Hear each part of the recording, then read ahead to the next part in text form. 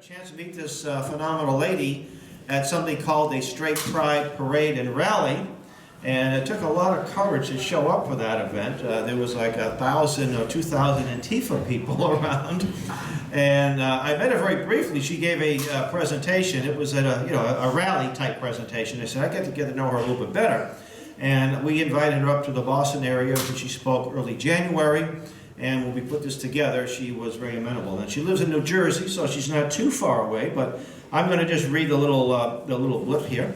Dr. Felecia Nace is the author of the book Top-Down Confusion is Gray the New Pink in Education, published by Rowman in Littlefield, 2018. Her presentation explores mixed messages in education that filters down from the government, which leaves educators in a state of confusion. Dr. Nace is a former language arts teacher of the Montclair Public School District in New Jersey. She was employed as an education specialist for 13 years at the New Jersey Department of Education, worked for 5 years as an adjunct professor at Mercer County Community College, English Department, and is currently the executive director of Partners for Educational Change, an educational consulting firm. So let's give a nice warm hand to Dr. Nace.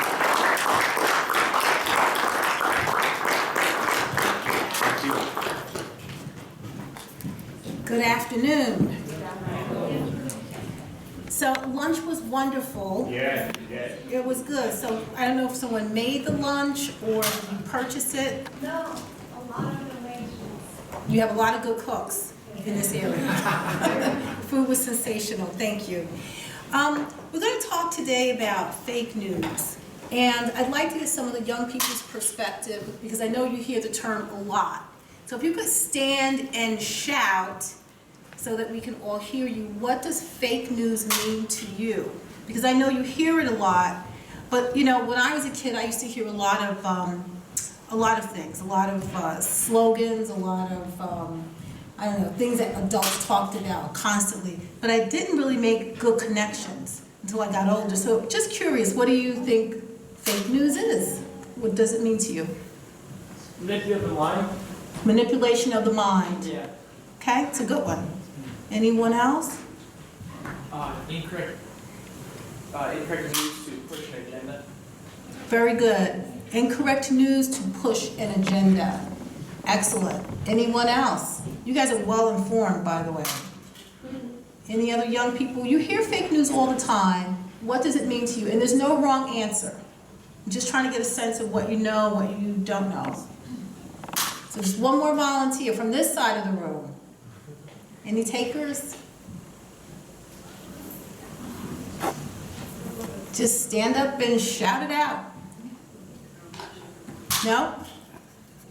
Just one person? I'm going to call on someone. A young man with a Virginia Tech shirt on. That's what you get for wearing orange. Fake news would be misdirection, I would say. Okay, misdirection. All good answers. So we're talking about news that leads you in a certain direction, right? Have any of you ever wanted to persuade your parents, I'm talking to the young people here, persuade your parents to let you go to a party or to let you do something that you wanted to do? Show of hands. Every hand should go up. All right. So yes. What do you have to do in order to persuade your parents to allow you to do something? What are the principles? They're like basic principles that every young person knows that if you want your parents to say yes to something, what do you have to do? Get them in a good mood. Oh yeah. Get them in a feel-good mood. That's right. That's what the news does to us all the time. Tries to get us in a good mood. What else? Give all the positives, none of the negatives. That's right. You have to give all the positives and none of the negatives as to why you should be able to do what you want to do. Stay quiet and agree with everything. Remain quiet and just agree. Just go along to get along. All those are very good answers. So you have to be persuasive if you want to attain something in particular. And that's what the news is all about. If I'm a writer, and I'm writing for the New York Times, let's say, and I want to convince you to vote a certain way, let's say I am anti-Trump, for example, all right? Are my news headlines going to be positive toward Trump or negative? Negative. They're going to be all negative toward him. But the media is very powerful. Why is the media so powerful?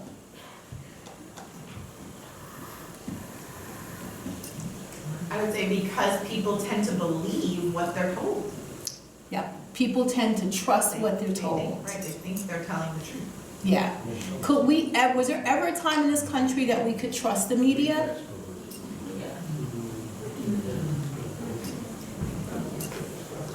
No, they always do it. They always say what makes the most money. They always say they're going to swing toward those things or sway toward those things where they can make the most money. They can generate the bigger audience. Sometimes that's true. Okay? Anyone else? Was there ever a time in the country that we could trust the media? No. People are afraid to answer. I don't know. I would say, yeah, very beginning of the American Revolution, that was when it was free, because the media wasn't controlled by anything. There wasn't any kind of lobbyists or any kind of people pushing their agenda forward. So that was the only time you actually had such free press.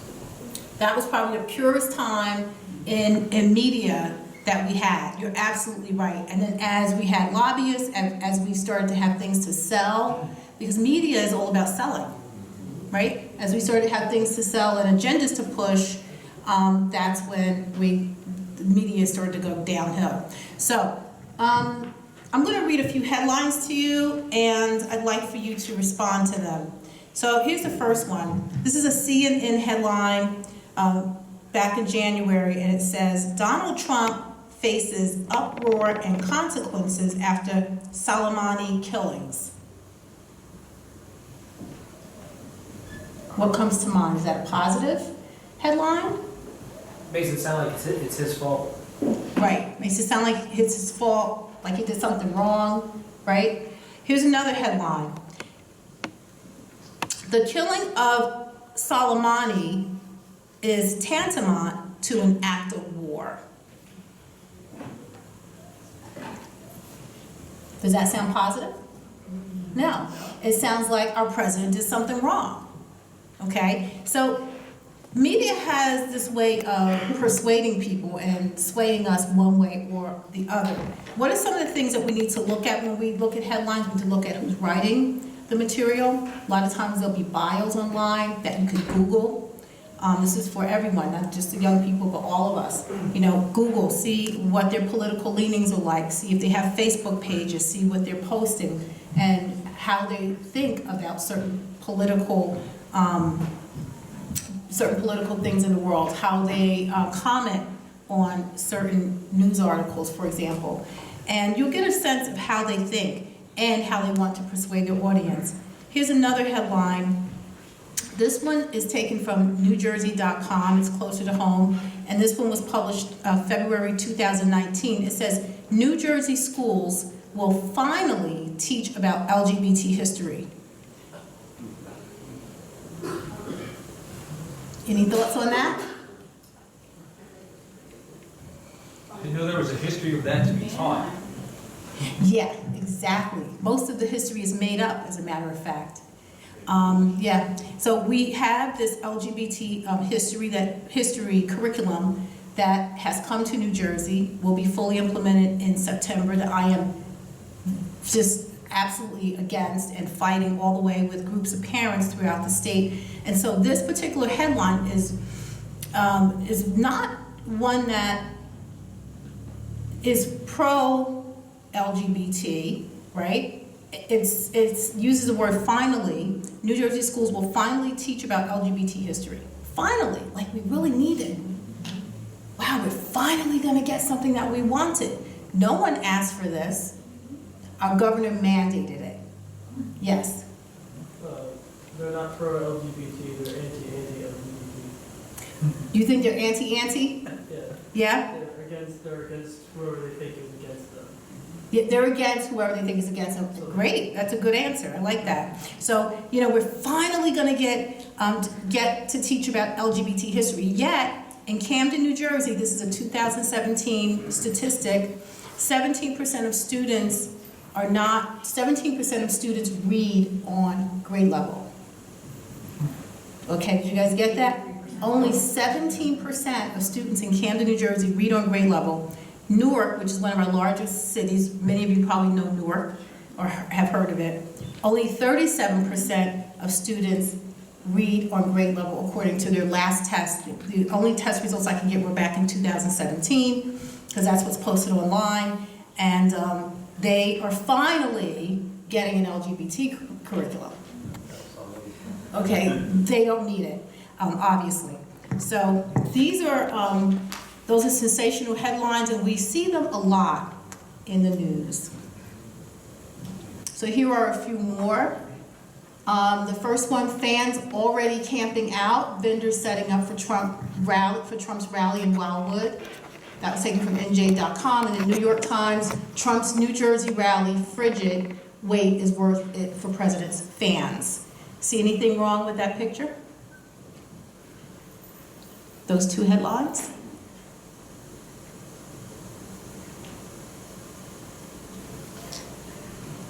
Fanatics. Fanatics, you say? Okay, how so?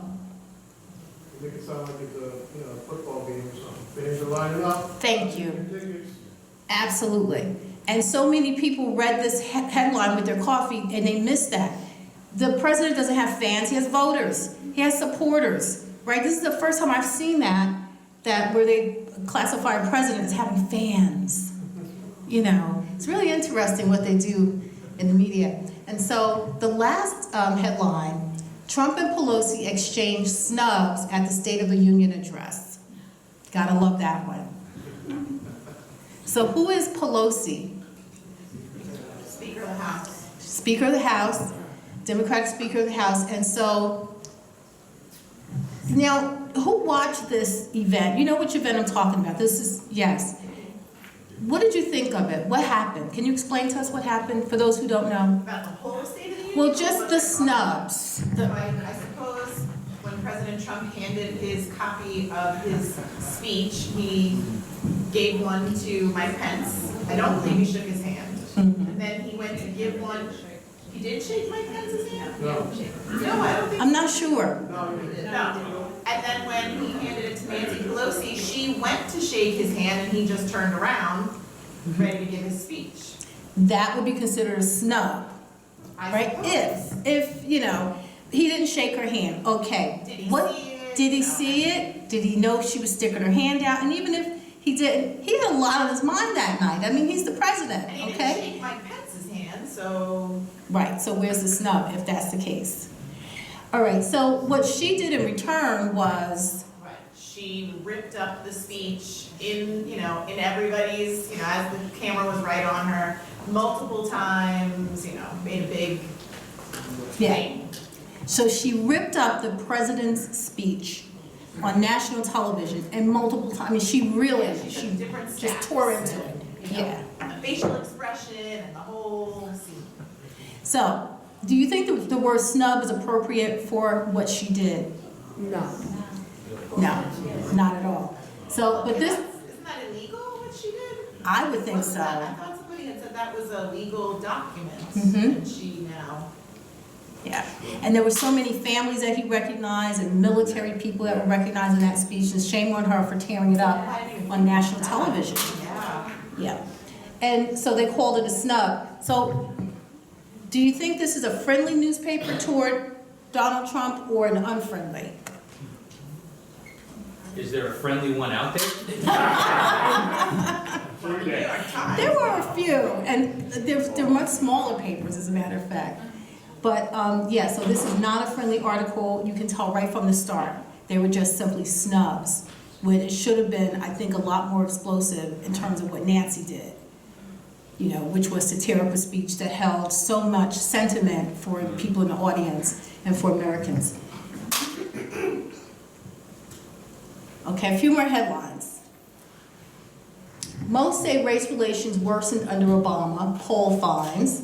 And then the second one is, what's it like to be a white woman named Lakeisha? New York race tension is rising despite gains. This race stays in the paper. Yeah. And it stays in the news. Why? Doesn't matter who's president, doesn't matter. It is like a staple in our newspapers. Why is that? It sells papers. But it keeps us busy. Yeah. We've got people dying in wars. We've got wars about to start. We have a world that's almost completely communist. You know, we have communism growing right here in the United States. Yet these are the things that they keep us busy with all the time. Race relations. And if you came from Mars, if someone came from Mars and had read a couple of our headlines, they would think we were literally clubbing each other over the head in the streets every day.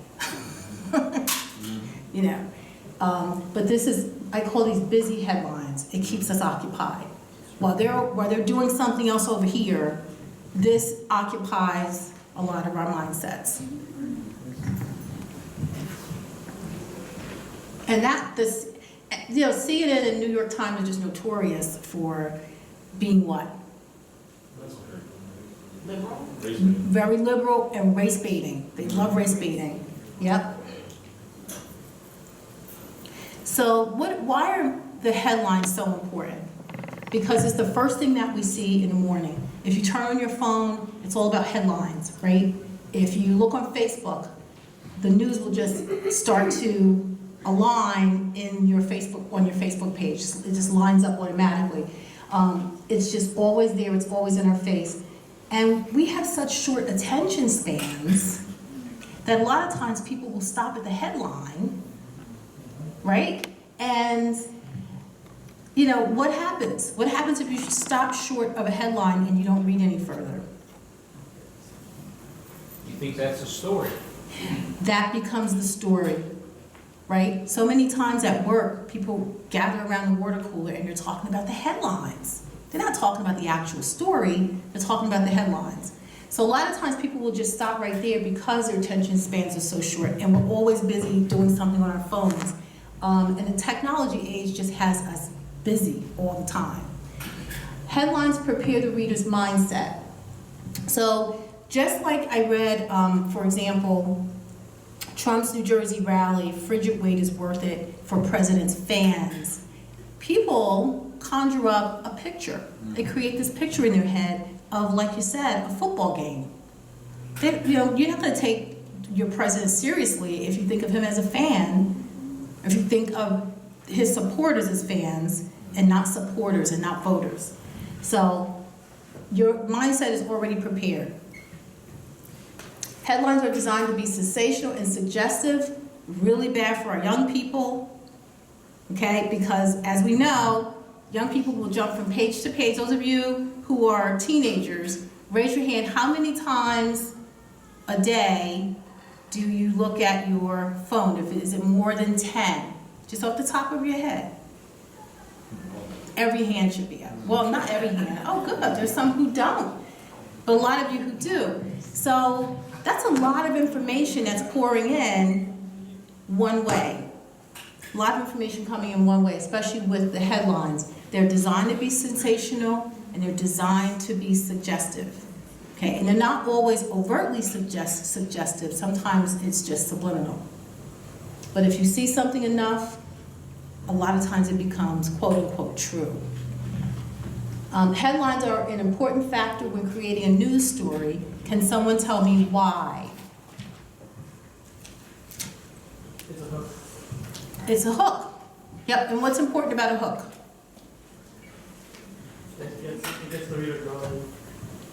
It gets the reader go, it grabs their attention early on. Very good. Why else is a news headline or any headline important? One of the young ladies on this side.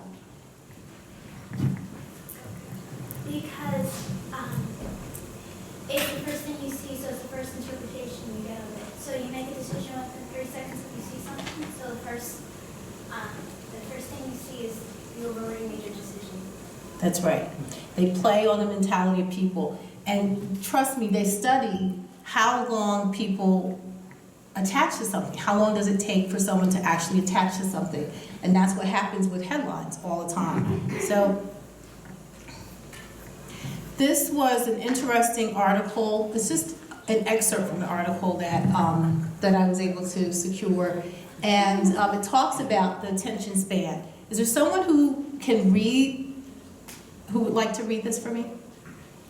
One volunteer? The average attention span for the notoriously ill-focused goldfish is 9 seconds. But according to a new study from Microsoft Corporation, people now generally lose concentration after 8 seconds, highlighting the effects of an increasingly digitalized lifestyle on the brain. Researchers in Canada surveyed 2,000 participants and studied the brain activity of 112 others using EEGs. I'm not sure. That's good, that's good. Microsoft found that since the year 2000, or about when the mobile revolution began, the average attention span dropped from 12 seconds to 8. Heavy multi-screeners find it difficult to filter out irrelevant stimuli. They're more easily distracted by multiple streams of media, the report read. On the positive side, the report says our ability to multitask has drastically improved in the mobile age. Microsoft theorized that the changes were a result of the brain's ability to adapt and change itself over time, and a weaker attention span may be a side effect of evolving to a mobile internet. Okay, thank you so much. What do you think about this excerpt? Any comments? It's kind of sad. Multitasking isn't really real. You can't effectively multitask. You have to give one task your full attention in order to do it the best that you can. You're just going to end up doing a bunch of tasks not well, so there isn't really a positive side. Okay, not everyone can multitask well. That's true. Okay, anything else? As an educator, I live this every day. So it's true.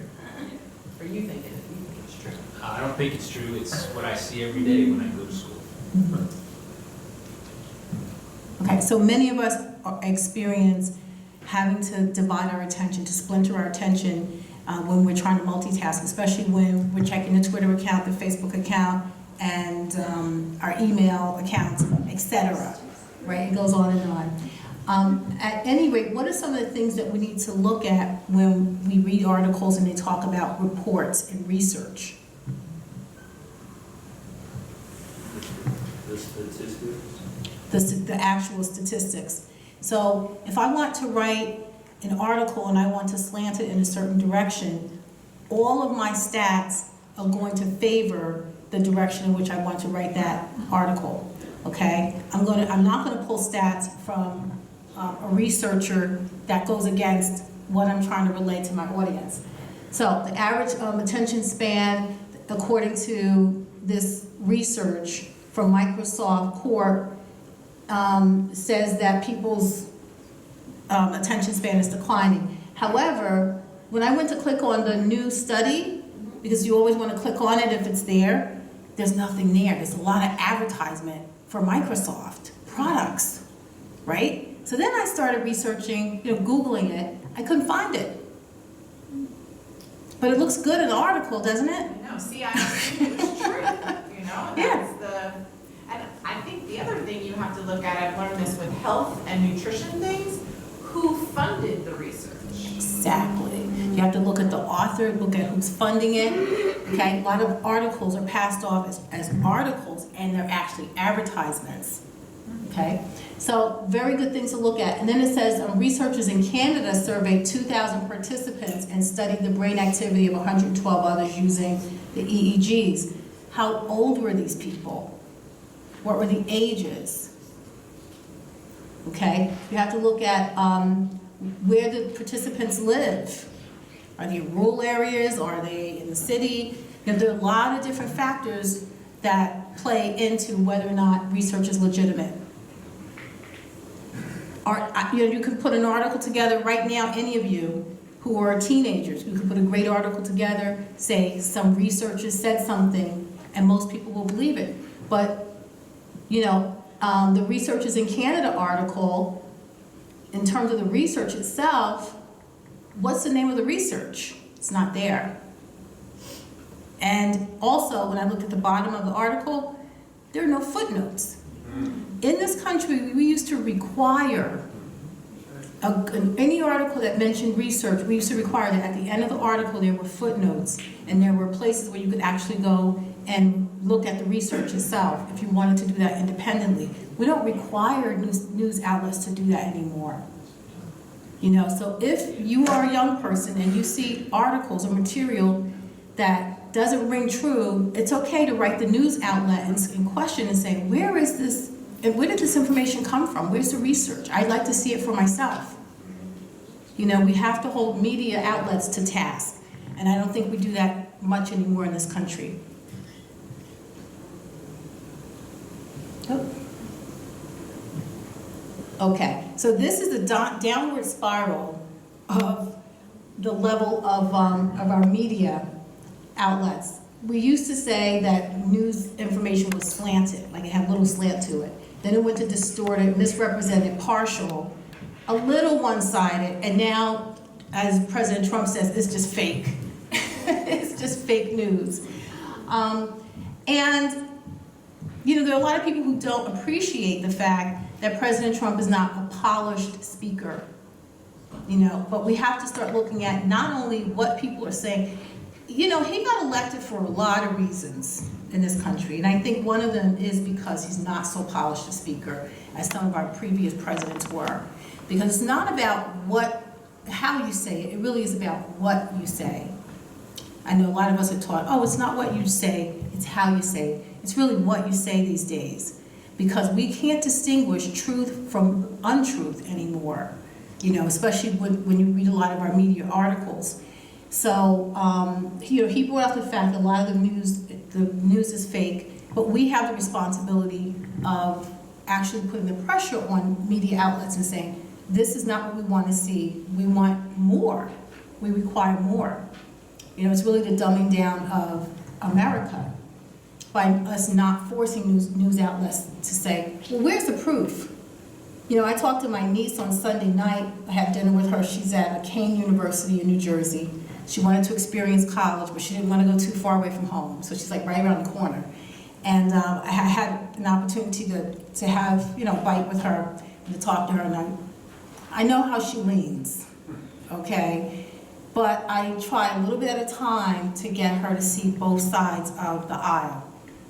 And I asked her, I said, what do you think about President Trump? Do you think he's doing a good job? She said, he's racist.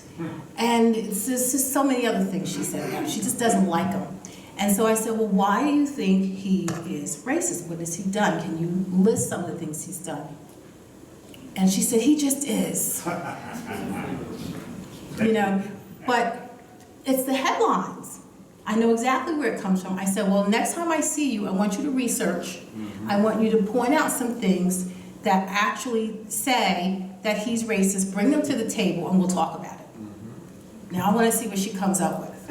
It'll be interesting. But it's the sensational headlines that a lot of the young people in our country are following. They read it and they take it to heart. So we really need to get beyond that. Oh. Works better when I point it at you guys. Okay, so we're going to read an article. You have an article in front of you. It's this. No? If you don't have it, raise your hand, please. Thank you.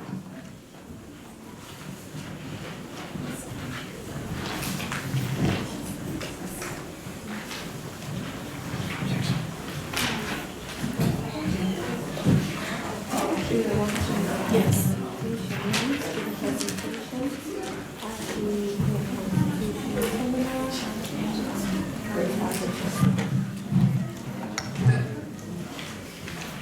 Do you want us to read it? Yes? Yes.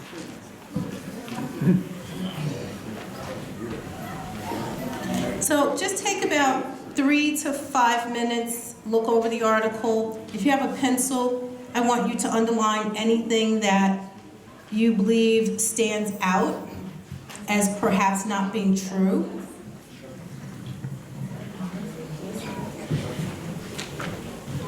And the title of this article is "Most Americans Say Race Relations Are a Major Problem, but Few Discuss It with Friends and Family." And this is taken from the Washington Post newspaper.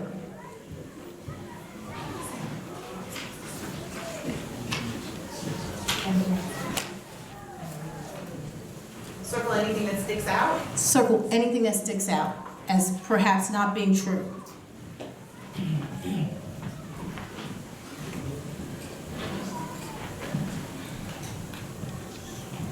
And then maybe I can have a young person come up and read for us.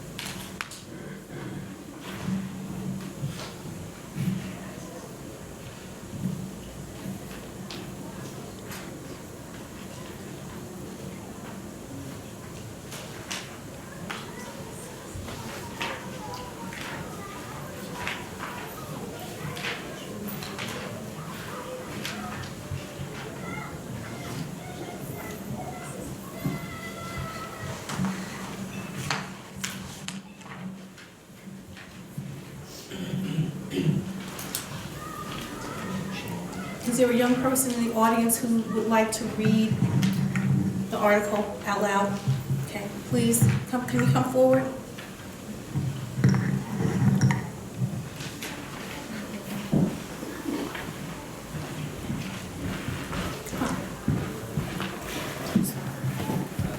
And thank you for volunteering. What's your name? Katie. Katie, thank you, Katie. I can do the whole thing. Yes, please. More than a year into the Trump administration, a plurality of Americans think racism in the United States is getting worse, according to a new poll. But a significant number still don't think it's a major problem, at least not a problem they care to discuss. As each week brings more news stories about race relations, large percentages of Americans are realizing that issues that some thought had been settled decades ago are still very much alive. The NBC News and SurveyMonkey poll was released the same week that ABC canceled its Roseanne reboot after its star Roseanne Barr tweeted racist comments. An upcoming book by an advisor to Barack Obama revealed that the former president's vision of America was shaken by Donald Trump's election. A Harvard study dramatically increased the death toll linked to Hurricane Maria, raising questions about whether the Trump administration's handling of the disaster in Puerto Rico had racial undertones. While much attention is being paid to the anniversary year to the strides that have been made 50 years since President Lyndon B. Johnson greenlit the Kerner Commission to study race in the United States, the majority of Americans, more than 6 in 10, said racism remains a major problem in our society, and more people chose race over religion, gender, and class as the biggest cause of division, according to the poll. But views on the prevalence of racism in the United States vary. Nearly a third, 30% of Americans, say that racism is not a major problem. Although they agree that racism exists, the poll did not release results on how answers varied based on the politics, gender, and race of those surveyed. But past polls have shown that black and white people, as well as Republicans and Democrats, view the issue differently. Liberals and black people are much more likely to view racism as a major issue in the country than do white people and conservatives. Other reports have suggested that individuals' views on race are much shaped by where they live, the ethnic and racial makeup of their social circles, and other issues connected to exposure. And only weeks after high-profile racial discrimination incidents involving Starbucks, Waffle House, and other corporations, 1 in 4 people said that the racial discrimination against blacks was either not so serious or not serious at all. One finding in the poll that's worth noting is how rarely some Americans discuss race issues. Nearly half of the respondents, 47%, said race relations never or rarely come up in conversations with family and friends. This means that while the majority of Americans think race relations are worsening, far fewer are discussing it with the people closest to them. It's hard to imagine being able to work toward a solution to a problem that large percentages of people won't even discuss. The survey did not ask people why they think race relations are getting worse. Critics of identity politics have argued that ongoing conversations about race further heighten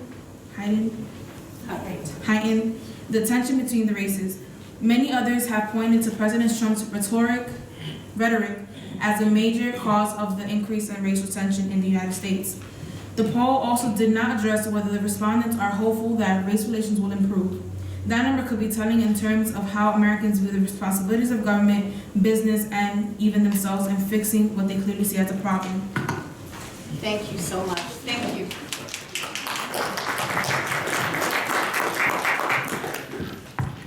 Awesome job. Thank you so much. So, comments?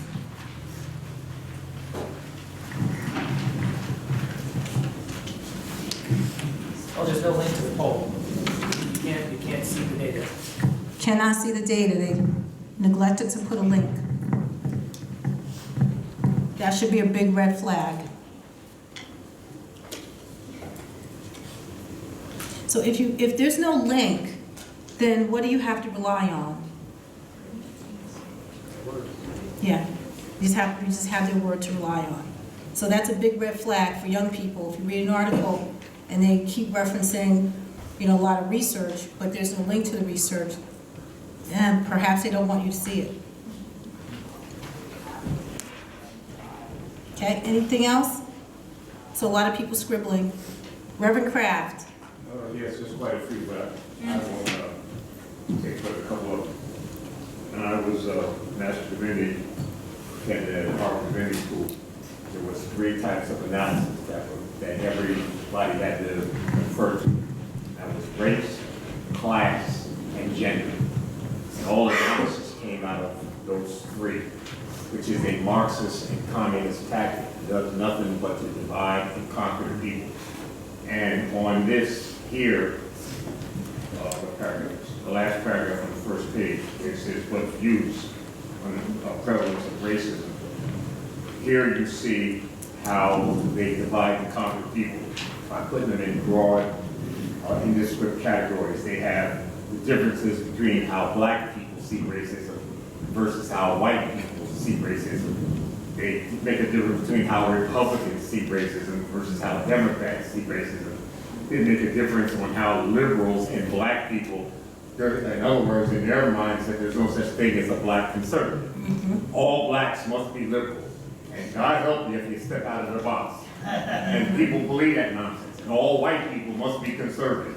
I mean, it's very obvious here when they say much more likely black people and liberals are much more likely to view racism as a major issue in the country than do white people and conservatives. So, again, media is so deceptive And the way not only are these articles written, but the way they are spun in order to get the results that they want. That if they were at least honest, they would say some whites are liberals, some whites are conservative, some whites are Republican, some whites are Democrats. Some blacks are liberal, some blacks are conservative, some blacks are Republican, some blacks are Democrats. But no, they don't do that.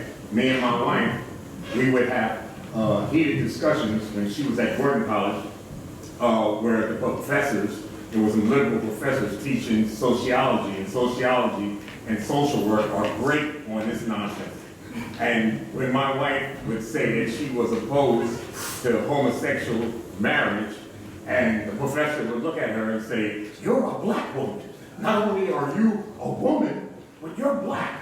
And how can you say that you are opposed to gays?" And my wife said, "What are you talking about? Me being a woman and me being black does not mean that I'm going to be in agreement with Solomon." And she rose up, and they had to get rid of the professor. Because my wife, she's not with this high, as you all saw downstairs, and she don't take any mess. All good points, excellent points, and especially, you know, when you talk about, there's certain words that they'll group together, liberals and blacks. You will see that a lot, and that's so that when, as you were very young, and as you were, you know, growing into adulthood, you categorize certain people with certain words, certain buzzwords. You know, even yourselves. A lot of times you don't realize it. Just piggybacking off what Reverend Kraft said, you know, it's made that way in order to divide. The scripture even says that a house divided cannot stand. And that goes especially for government, because if we have the media talking about this and they have to bring up the whole argument about race, I mean, you don't have to bring up the whole scenario about coronavirus. Everybody's talking about it. Right? So Yeah. how big of a deal is it that we're seeing that the media has to bring it up and constantly rehash? And there's never, you know, you pick at a scab, it's never going to heal. That's right. So we have the same thing going on, and I think it's orchestrated that way, where you do have a bunch of different people from all walks of life. And I'm not even going to use the word race, because we all are one race. Right. Yeah, different ethnicities. But you have a broad amount of ethnicities that are coming together that agree with the narrative that's being, you know, presented right now in America, and you have a side that doesn't want that. They don't want that, so they have to dig up as much dirt and as much as they can just come up with in order to cause discourse that we're seeing now that's going on. I mean, it's pretty funny because you see something like with Antifa, they're supposed to be anti-fascist, but they're actually fascists. You know, so it's kind of, you know. Yeah, I mean, they showed up at the Straight Pride Parade. I don't know if any of you are familiar with that, but there was something called the Straight Pride Parade. It started last year. They called me, asked me if I would be a speaker because of my book, and my book does deal with the LGBT issues in this country. And I went and I spoke and I showed up, and I didn't know who Antifa were. I did not know who these people were. Like, I had heard of them a little bit, but really didn't know who they were. And when I came face to face with them, very scary. I could not believe what this country has turned into. These people wear masks. They were screaming. They had things in their hands. Some people got spat on that were right next to me. It was just ugly. I couldn't believe it. But, you know, yeah, they claim that they're, you know, pro all these great things in this country, and they're not. They're anti-free speech. They're anti-religion. They're anti-everything. So, yeah, a lot of double talk going on in this country. A few more people. I know my time is short, Hal. All right. Yes. So, like, I don't believe the same thing. Yeah. The article is, like, very negative, and it's very, like, the media, like, likes to use certain words to describe certain races, which is what creates different images in our mind of the race, and that's what creates more division. That's why there's a lot of, like, controversy, like, on different races. There's a lot of hate. It's never a solution. It's always about how the blacks are supposed to act this way, and Hispanics are this way, and we're not supposed to like each other because, so, yeah, I was agree. Yep. It doesn't really address black racism or Hispanic racism. It just assumes that all racists have to be white. That's sort of the general assumption when you read the article. Yeah. but I would believe that since racism is part of our fallen nature, Yeah. and all people, black, white, Hispanic, Asians, and there was a YouTube video that was done by a black gentleman, I can't remember his name, but they did a survey and they said the most racist countries are Asian countries, and the least racist countries are English-speaking countries. And, this doesn't come up in any of this guy's survey. Yeah, but, again, authors will write on the slant, so I'm going to wrap up with this last slide. Okay, what are some of your takeaways from today? I have 45 minutes and I wanted to get your comments, and I didn't get a chance to do everything that I would like to do, but I hope that I started, especially the young people, hope I started you down the path of looking at headlines differently. If you can just get that as a takeaway, I think that's a huge deal, is to take away that. The next time you read an article, read it with discernment, because that's what the Bible talks about, and that's what we need to teach too as adults and parents. Discernment is taught. Kids are not going to get it through osmosis. You have to point out some things to them.